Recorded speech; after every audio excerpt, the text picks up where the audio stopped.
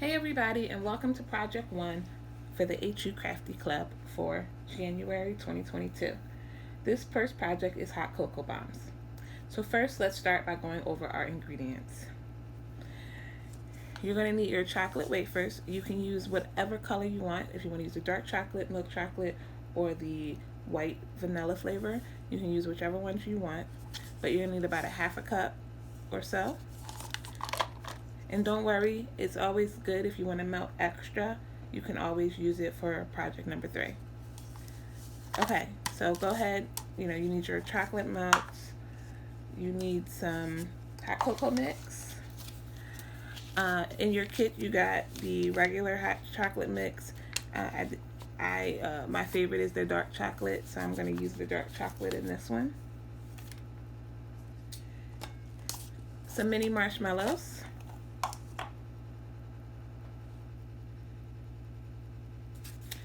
Some cupcake liners, and you'll need some something to put them in. So I provided you with some tart tins, but you could also use like a mason jar like this, or a cupcake pan, whatever you have on hand. And then things that are not included in your kit that you will need. Oh, sorry, you need a mold.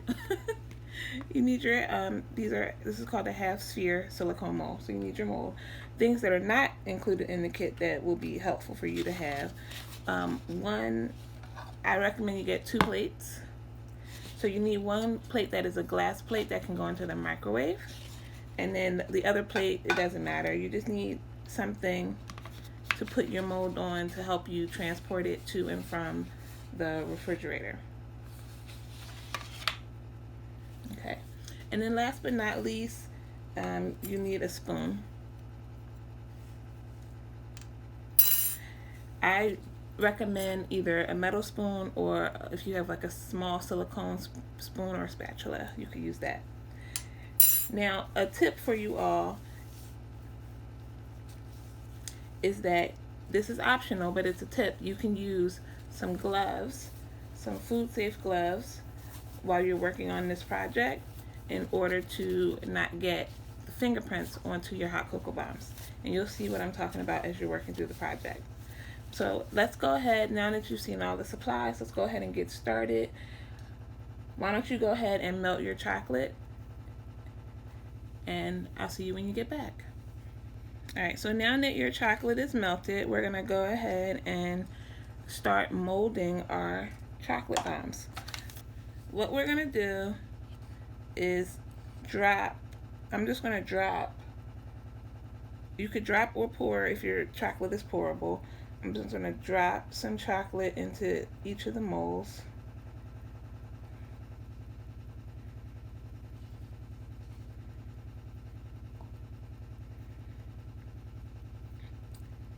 And if you feel like you have too much, you can always scoop some out.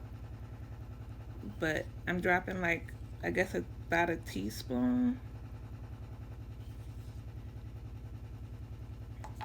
And then what I'm going to do is I'm going to take my spoon, the back of my spoon. If you have a paintbrush, you can use a paintbrush for this, or a pastry brush. But I'm just going to spread see if I can get this closer for you. I'm going to spread this chocolate up towards the edges of the mold. Okay. Now in the areas where I see blue, that simply means that I need a little bit more chocolate there. So I'm going to go ahead and just go in my cup and add a little bit more. And you want to make sure you get it up to the top, to the edges, as high as possible.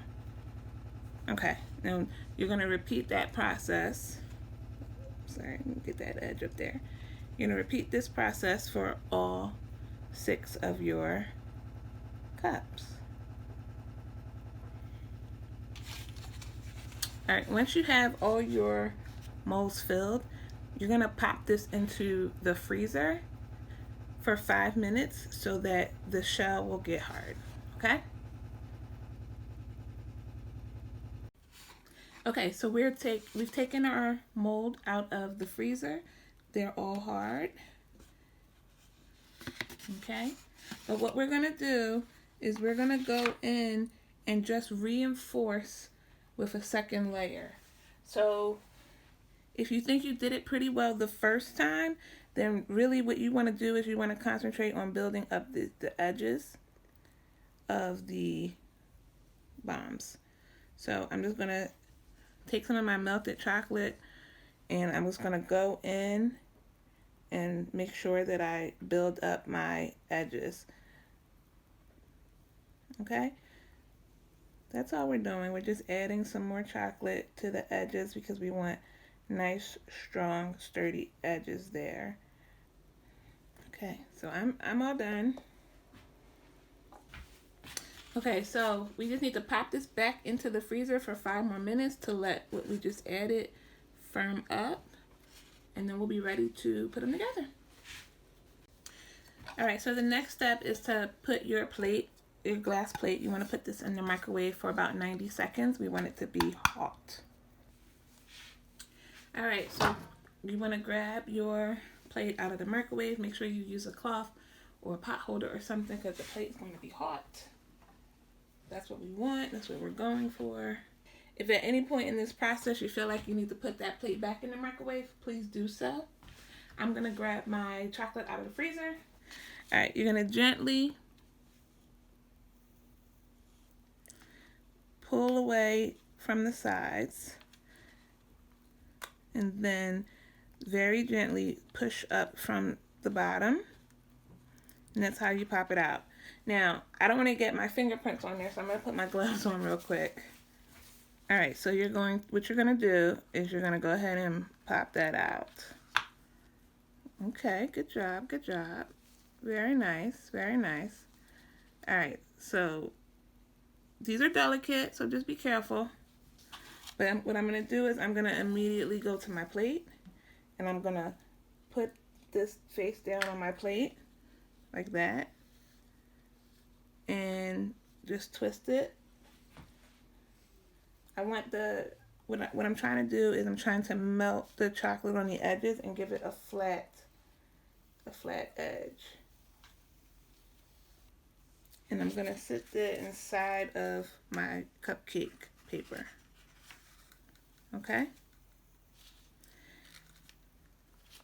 The tin, those tart tins are just because the paper is not super stable, so that will help.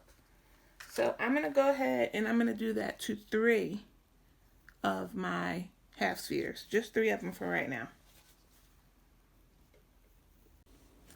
Alright, so once you have your molds into your paper liners, the next thing to do is to go ahead and add some hot cocoa mix.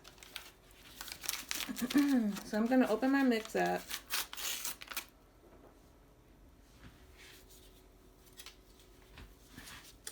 And I'm going to add about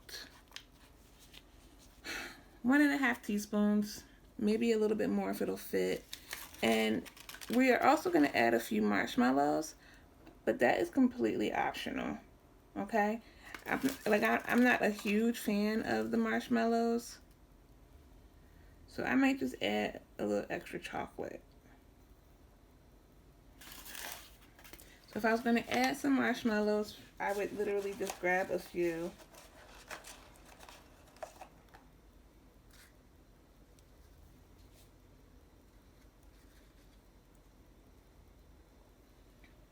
Pop them on top right there. If possible, try not to get the chocolate powder on the edge. If possible. I know things happen. I am going to pop my plate back into the microwave.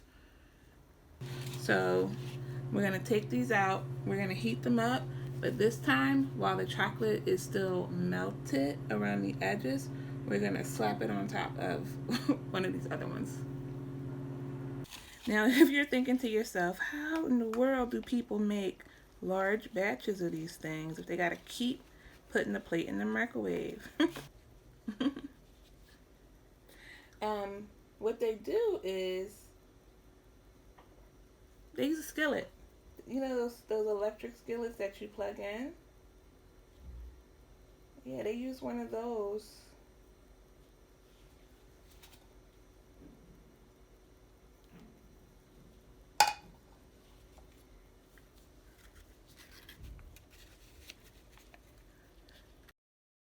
All right, so I'm gonna try to line this up as best I can. All right, so I lined it up as best I can, but there's a gap on the side here. You take your spoon or you take a butter knife and get some of that melted chocolate off the plate and fill, literally paint in the gap. In an ideal world, the two joints would meet perfectly together and you wouldn't have to do this. This video is just about learning how to do it. So now let's go ahead and repeat that process with our other two cocoa bombs.